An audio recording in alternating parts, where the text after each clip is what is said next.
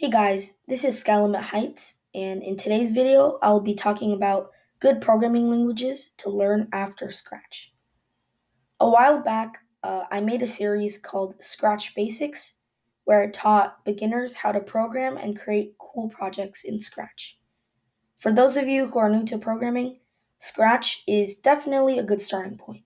However, Scratch is also very limited in what it can do.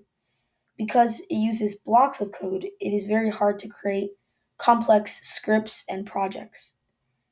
To be honest, Scratch is a great beginner's language and it is also very fun to work with. But there are some far better and more expandable programming languages that you should learn. A good language that is fairly easy to learn and more expandable than Scratch is Python. Python is an object oriented programming language that is simple yet powerful. You can create things from casual games to various animations to complex programs that can read and interpret GPS data. From my experience, Python is probably the most multifunctional programming language I know. Because of its many support libraries and modules, you can basically do anything with Python.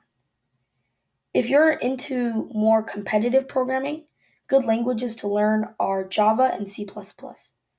Unlike Python, these languages run much faster, and it is good for competitions like ACSL, USICO, and various other programming competitions.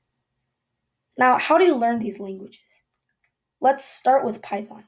The way I learned Python is first through a Udemy course, link will be in the description.